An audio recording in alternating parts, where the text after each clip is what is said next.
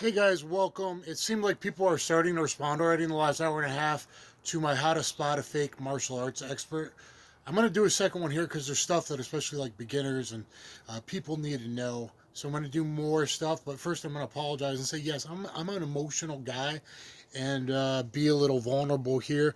It's been a rough time for me right now. I've got a lot of weird medical stuff going on, lupus, kidneys, low cortisol, almost adrenal crash for the second time, coming off of high prednisone because of an elbow infection that wouldn't go away, and that seemed to really have messed me up.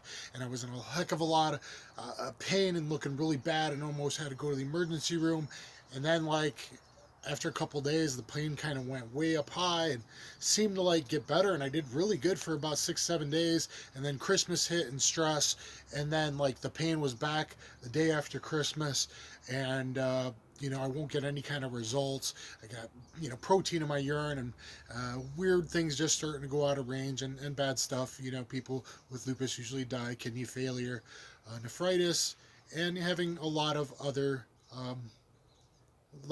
pretty serious issues.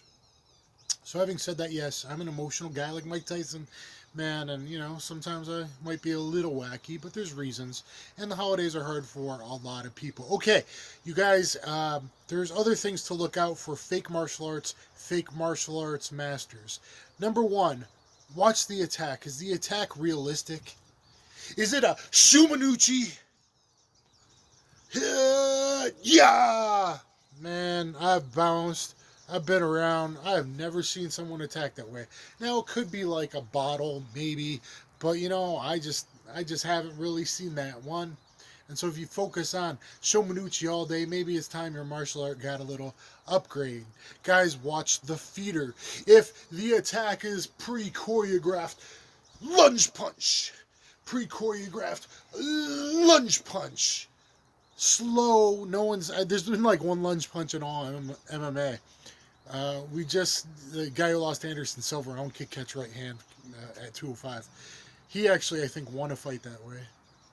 Or maybe that's how Anderson. Yeah, I think he actually won a fight that way. So, so guys, yeah, you got to watch out for that. Also, all the FMA, Kali, Silat, super cool guys. We're both happen to be in Southpaw. Now, in all the MMA that I've watched more than probably any other human being from every organization in the world on the planet, and all the fights that I've watched bouncing in my ears, I have very, very seldom do you see both guys Southpaw. And here's pick up the foot, big stomp, there's the attack. And while I do this, I leave my arm hanging out there and I go 1, 2, 3, 4, 5, 6, 7, 8, 9, 10, 11.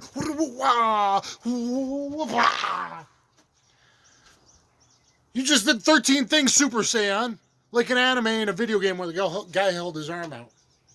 That is not a real martial arts expert. I guess there's like one that I think is real because he's really, really good. And there's some sensitivity and stuff, but it's very bad training methodology. But the rest of them are pretty much fake, full BSers. They have no real skill. Okay? The same thing goes with Jiu-jitsu. If you teach an armbar from God, my friend, and at first I have to climb my feet on the hip, and I have to underhook the leg, and I get this, and then I get this, and I have the color, and then I do this. You just did 13 things, dude. You just taught how to do an armbar in 13 steps. The most you got 3 or 4. You need to just roll automatically up on and put it in. That's realism.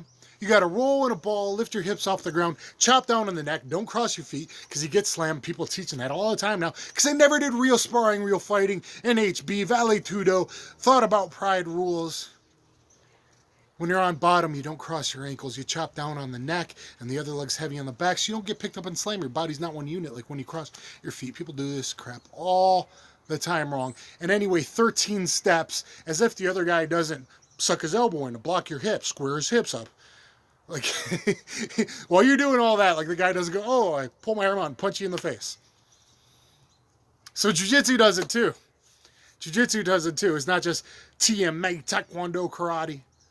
It's definitely the FMA guys, Silat guys, and Kali guys, and all that. But jiu-jitsu absolutely does it too.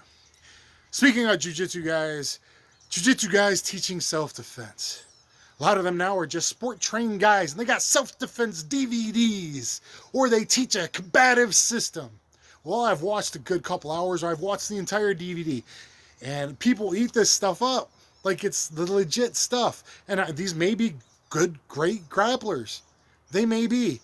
Some people get names, I don't know why, but maybe they're really good. I've heard they're really good in rolling. Other people, you can tell they're good in rolling by watching video, that they're like legit. But that doesn't mean what they're teaching is good, because they might teach an example. Trap and roll. You just hold the arm like this, as opposed to a tight overhook pinching the elbow. Okay? If you're just training light and the guy gives no resistance, it's fine. But if a guy's sweaty, strong, athletic, aggressive, and not in a gi, if you're not chopping down this one, you're just kind of holding like this that they teach, the guy will just rip his arm up, posture up, and punch you in the face. Basic stuff that everyone teaches wrong. So the jiu-jitsu guys teaching self-defense, if you knew what you were doing, it's obviously they've never done real MMA. No matter how many MMA guys they worked with, they've never done real MMA. They've never sparred hard, ground grappling, scrappling training, ground and pound training. Because right away you would know that overhook is supposed to be tight, pinching the elbow, just like a guillotine. Just like an ankle lock. And not just kind of like holding loose with space. Thought it was about the elimination of space or making space. They don't even apply the same theories and concepts to everything. So a lot of these jiu-jitsu guys, they don't know what the F they're talking about. And it's fine. Teach jiu-jitsu, dude. You're probably a better gi guy than me, technical and all. Go for that, bro. Stay in your lane, too. You're teaching technical stand-up to base the wrong way. They'll get with someone kicked in the head or pulled to the head like you're not even doing it right. Back in my day, if you did it wrong at a seminar, you just stood up, hoist gracie, make you do push-ups and not give you a blue belt. Like, we've lost all the reality. You can look at my old school versus new school jiu-jitsu to go off more on that. Let's talk about boxing and other guys sparring. Well, if people sparring isn't where I'm in a position where I can just slip and counter back. I could cover and counter back. I could block and I'm charging in and cover back. I could bum rush and walk through and counter back. I could parry, catch, and counter back. If you're not at a distance to counter back and you're literally like twice as far as a human being could be to reach another person, if you're not able to like counter back and like the punch you're defending is like out here. If the punch some people are defending in their videos is literally like 2 feet away from their face, you didn't have to block anyway. Watch the feeder, watch how close the fist gets to the face. So yeah, you didn't get hit. You're in the other area code. Okay? Other people are cheating to extend their reach from like 66 inches to like 80 inches, as if they're John Jones 81.5 inch reach. Yeah, of course you have an advantage if you extend your reach from 66 people your size to 80 inches, 78 to 80 inches. I don't want to be too mean, but these are things to watch out for. So even guys, like, okay, and I say, take the good stuff from Aikido, but this is not good. Take the good things, the sensitivity training from Chi Sao. I've talked about that in my funny video. I got nothing against Master Wong. He's a funny dude. Okay? In my couple Master Wong videos. Teaching you what the real useful stuff from Wing Chun is. And that's important. But to think the guys that are trappy, happy, against one punch, they go, no, you trap to clear the pathway to hit. Something is in the way, you intercept it, you trap through it, you go through. It's a parry and repost. You go through with forward pressure. And I mean, I've gone through a lot. Back in the day, I visited a lot of Wing Chun schools and instructors, even like famous one, and went and did classes and stuff. They couldn't fight their way out of a paper bag. That doesn't mean it's all completely useless. And that's why I get hated on by like some real old UFC vets and stuff. Because they're like, he says Aikido, he says Sistema, he says Wing Chun. Oh, I say, what is useful from these? But I don't think most of them can fight their fucking way out of anything. Because I can use it, because I have a delivery system, or because guys back in the 30s pre-World War II were getting drunk and doing bar fights. Yeah, they weren't so peace-loving. Aki Kai 1970s on Harmony, the Sun. No. The guys that had already judo black belts, and a lot of them had Kyokushin or Shotokan, probably more like Shotokan black belts as well, or at least some karate experience, Aki Jiu-jitsu experience. That really, the whole syllabus and books and everything was Aki Jiu-jitsu, Daito Ru Aki Jiu-jitsu. So I digress, guys, but these are the things that you need to watch out. So I guess this is how to spot a fake martial arts expert. Number 2. Other guys that could teach well. Other guys that could teach well. I'll go back to one of the JKD schools I trained back in the day. That could teach well. And I have a certificate in everything, in the Inosano concepts. I got my Silat, my Muay Thai, Chai Sarasuta. I got the Wing Chun Fong certificate. I'm a master of everything. They get their ass kicked in a minute from Open Hand by Aaron Riley, 16 years old, beating up a grown man who liked to date 18, 16, 17-year-old girls. Yeah, well, there we go. I guess Karma let a 16-year-old beat him up. So, who else have I seen that like couldn't fight their way out of a paper bag? So sometimes some people are actually good teachers, and they can't fight. It's rare that you can find someone that does both. I'm not the best fighter, but I'm a pretty good instructor, a better instructor than I am a fighter or was a fighter. You know, but it's rare that you do have both. Let's see. A lot of Sistema guys I saw, no, I don't think they could fight their way out of a paper bag. But like I talked to my ranking martial arts video, you should really check it out. I spent days editing it, guys. Have got the best highlights. My ranking martial arts video. Check it out, please. The algorithm, for some reason, really has screwed me. They really went after me. Check it out. But there's some guys way up here or like way down here, right? And that's kind of the same way. My Wing Chun instructor, an Italian math professor at university that I went to, really sharp guy. And that's why you see me do a chain punch straight blast against Yuki Kondo, the first in MMA. Bruce Lee's favorite technique, because I was training with him. And the guy, I got better in 3 months of Wing Chun than almost all the Wing Chun instructors. Because he was a very good teacher, and he was hand-on, and he had the sensitivity, and he knew about pressure and real fighting. But most guys don't have that. Let's see. What other people have I trained with or instructors I've seen? Guys, you can know most of the TMA guys are no good. Okay? Pay attention. But there's certain arts where generally people are higher level. Real Shotokan's real Shotokan's probably real deal, but they don't even train like they used to in the 70s. It's not really full punch, bloody noses, black eyes like it used to be. There was a time when it wasn't hopping up and down organization that will be in the Olympics, supposedly, bopping people on the head. Okay, Real Kyokushin, again, awesome, hard to find in America. I went and sparred one of their best guys in LA, Little Tokyo, Showdown, looking for Brandon Lee, rest in peace, and Dolph Lundgren, who's like a brilliant chemist, engineer.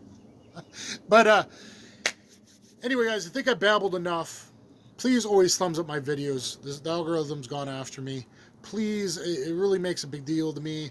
I'm sorry if I've been a little emotional the past couple days. Let me admit it to you. I got stuff going on. Holidays are really hard on a lot of you. If holidays are really hard on you too, if you've been depressed lately, go ahead, speak up in the comments. Depression's real. Suicide's real. Don't do it. Don't drink and drive, people. You got to get through it. For me, it was laughing, watching Die Hard, and seeing how much of the dialogue I knew. pretended to be Hans Gruber, who I just studied a month ago for a big audition that apparently I didn't get because I had to do it in a German accent. But um, you just try to get through things, and guys, and you know, go ahead. It's okay. It's okay to admit I don't cry a whole lot, you know, but occasionally, you know, once a year or something like that, maybe I might cry. That night I told that story of Tim Silva knocking me down to my knees, and I wasn't used to, like, I did some boxing sparring, some kickboxing sparring, but I wasn't used to full bore. And that's how him and Tony Fricklin beat my first night gang beating at MFS. Yes, I cried in the locker room, and Tim Sylvia was cool to me. Said everyone leaves in the night, don't feel bad if you do. And I told Pat when I was moving down there, no. He's like, oh, people leave in the middle of the night, don't move down here, come try it for a week. I said, no, I'm going to pack my stuff so I don't have, there's no way I'm going to repack up a U-Haul and leave. So, you know, I did, and I stuck it out, and I did the best I could, and there was a lot of drama there, and you know, backstabbing and stuff, because I was pretty boring. But anyway, guys, try to stay positive, and yes, watch out for watch the feeder. Watch the feeder. And if even in jiu-jitsu, if one guy does one thing and the other guy does 87 things, or foot on the hip, over this, collar grab this, boom, push the face this, then I lift the hips up, as opposed to like Frank Shamrock style, just rolling and getting it on the Olympic wrestler who in Applebee's, he had a nice little thing for him one day. Kevin at Applebee's in Lansing, Michigan, who became a great coach, I think. And I guess that's about it. You probably already turned off the video 2 minutes ago. I wouldn't blame you. I'm babbling now, but watch out for the fake martial artists and kind of the fake martial arts, but even the fake martial arts aren't so fake in certain things. And that's why I've tried to be the guy that can bring them to you. But definitely, if you don't pressure test, you don't really spar, you don't spar anyone outside your style, you only feed no intention attacks, and I show you what I might be able to defend that punch versus like and wrist locking out of midair. I mean, there's difference. There's stuff that I can do maybe against an untrained person, a drunk person, versus like a pro fighter. Yeah, that's true. But like, or like, you know, the keto guys where the guys just like flop, and now their channels blowing up in Japan. They just got this floppy ass uki, or the people that just fall down and crumble. And then people go, well, that's not real. There's no such thing as a deep punch. But if you look at my video of Vasiliev hitting me, one of those punches, I tell you, it was friggin' hard. I felt it for an hour later. He's like, go drink tea. I'm worried about your lungs. Like, go take care of yourself, because he knew about my disease and stuff, and I was caring of him. So, you know, people. The other thing I'm going to wrap up with, guys, is you got a couple of these channels on YouTube, and those guys have only trained like as a hobbyist a year or less of their life, and they judge people in martial arts. They are not an expert. I guess I'll leave you with that. Thumbs up, share, subscribe, hit that notification bell. Get my DVD. I don't know if it's still on sale today or to New Year's. I don't know. That's awesome if BJJ Fanatics is doing that. Combatives and Street Jiu-Jitsu. And again, if you want to admit to someone, I'm having depression, it's been hard, Christmas was hard, New Year's family stuff. I mean, I am not a counselor, and obviously I'm an emotional dude myself. Hopefully you guys will share a little bit of love. I returned to the underground forum, and I'm probably gone because I had my haters and I had the people that were good. But man, even on Christmas Day, must be drunks. People on just being viciously mean to someone. All I do is share a couple. I was sharing funny videos. I was being a good sport for a week. I was trying to like laugh at myself and laugh along with other people. And I posted my Ramsey Dewey video, and I posted my even funnier Master Wong videos, and I was trying to like have a good time. But even on Christmas Day, people posting nasty shit just to be nasty. Don't be nasty. Be excellent to one another. Try to live the golden rule. If I call out people, it's because martial arts has been my life, and I take it very seriously. It's not ha-ha to everybody. Stay safe, everybody. Kaboom.